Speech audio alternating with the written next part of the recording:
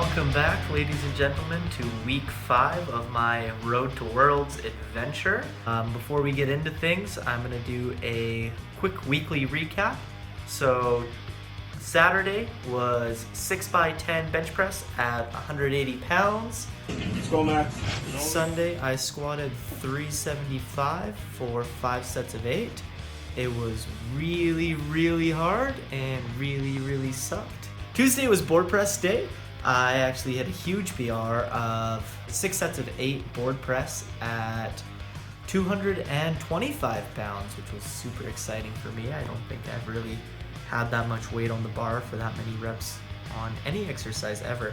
And it was 2 board press, which is harder than 3 board press. And everything feels super long when you have these dangly ass arms. Yes, which brings me to today. So today was deadlift day. And for today, I hit 405 for 5 sets of 8 deadlifts, putting me off to a really good week 5. They were all dead stop. They all felt really good. My hands are starting to hurt from the knurling on the bar. It's tearing me up pretty good.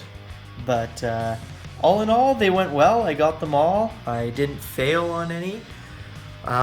So I'm super proud of myself, and I'm looking forward to see what I can do next week. So this week is going to be the definitive deadlift guide, and we're going to go through everything from A to Z on how to be a great deadlifter. First, we're going to talk about the body mechanics of the deadlift, or how to move in a deadlift. So in the deadlift, we want to hinge and then sit. So first of all, in a hinge, our knees don't drive forward, our knees stay back, not coming any further than the toes, and our hips drive back. The first motion is hinging, the second motion is sitting. So if you grab a bar, you stand up with it, and you go from the top. If you hinge till the bar gets just below the knees, and then you sit down, that's the perfect starting position for your deadlift. So once you have the perfect deadlift set up, and you're at the bottom of your deadlift, you want to think about pushing the floor away until the bar is just below your knees, and then you want to think about driving your hips forward and squeezing your butt at the top, getting your shoulder blades down and back. Common errors when it comes to the mechanics of a deadlift are either not fully pulling your shoulder blades back, allowing them to roll forward, or not fully locking out your hips, keeping them back a little bit.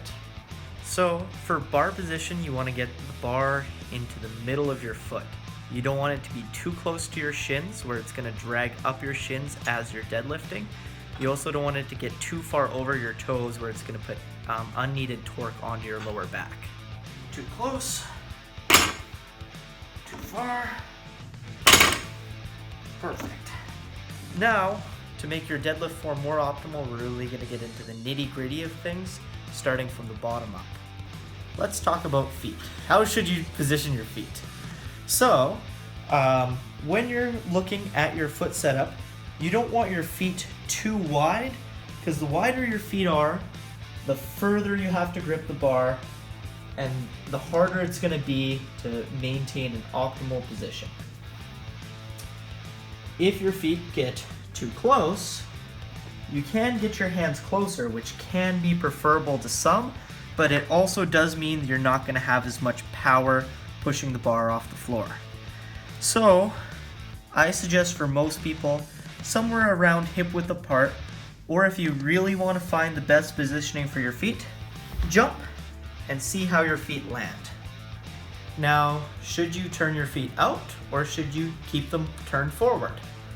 So, if your feet are turned forward, you're going to be able to get your hands closer to your shins without your knees driving into your arms. If you turn your feet out, your knees are going to have to drive out further, and you're going to have to move your hands wider. Now, the advantage to turning your feet out is you're going to get more power coming out of your quads to transfer force to getting the bar off the ground.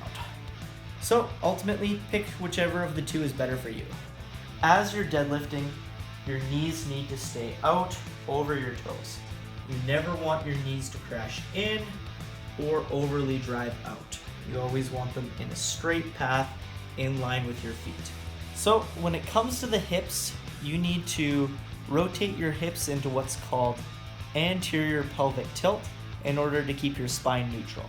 Anterior pelvic tilt is where you pull your hip bones in a downward motion. So when you're standing, it looks kind of funny like this, but at the bottom of a deadlift, it pulls you into neutral spine, because if my hips go into posterior pelvic tilt, the opposite, my back starts to round. So by rotating my hips into anterior pelvic tilt, I'll neutralize my spine. The key to having a strong deadlift is maintaining a neutral spine throughout the lift best you can. When deadlifting, we want to maintain a neutral back position, which is going to mean pulling our ribs and our hips away at the bottom of the deadlift. So if our ribs and our hips are pulled together at the bottom of the deadlift position, we start to round our back like this. By pulling our ribs and our hips away, we get a nice neutral spine. So pulling ribs and the hips together, pulling ribs and the hips away from each other. The other thing we want to talk about with back position is we don't want our back to be too upright at the bottom of the deadlift. You'll notice by my back being too upright, my knees are too far forward, and this inhibits me from bringing the bar in a straight line up. You'll notice the bar does a J motion to try to get around my knees, which is why our back needs to be at more of a 45-degree angle. The angle that you'll put your back will be dependent on how long your torso is. Now, the best way to find the perfect position for your back is to go to the start of a deadlift, lower it down, and where you end from the top of the deadlift is the perfect angle for your back.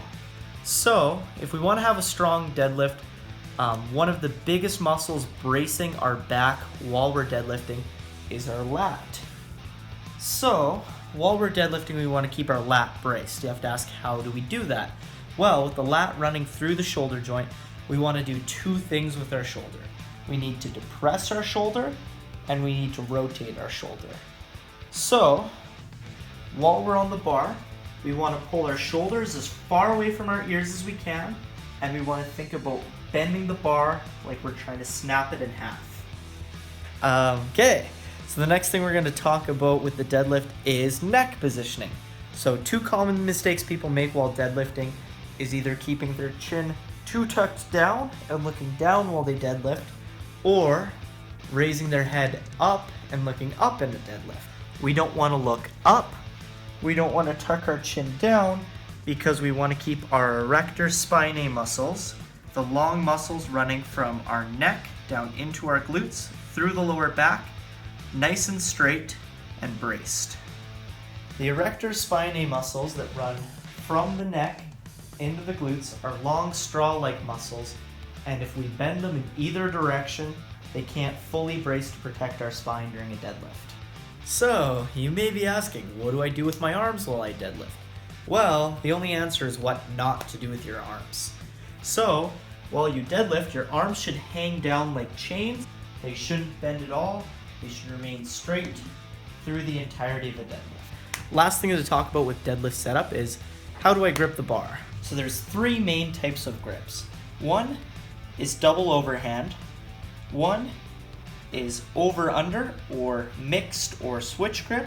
The last grip to talk about is hook grip. So in hook grip, we wrap our thumb underneath the bar and we put our fingers over top of our thumbs.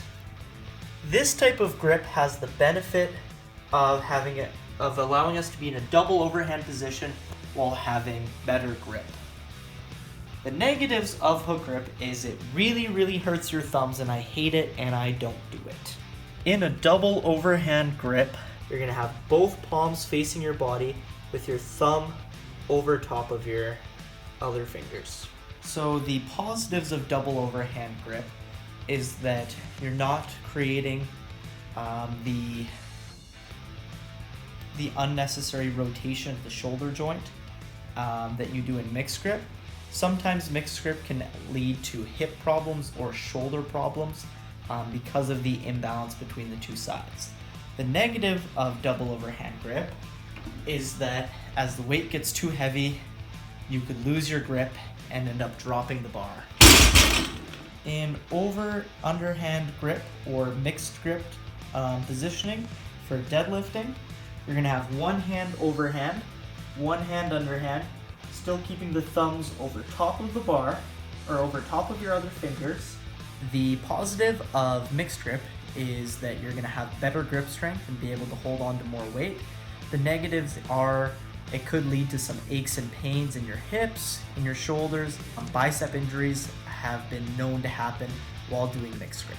So this is a lot to keep in mind, but hopefully you can take these tips and you can integrate them into your deadlift slowly, make your deadlift just a little bit better and get a little bit more weight on that bar. Like, subscribe, thanks for watching. Every subscription feeds a small child in Africa. Okay, that's a lie. Feeds a small Max.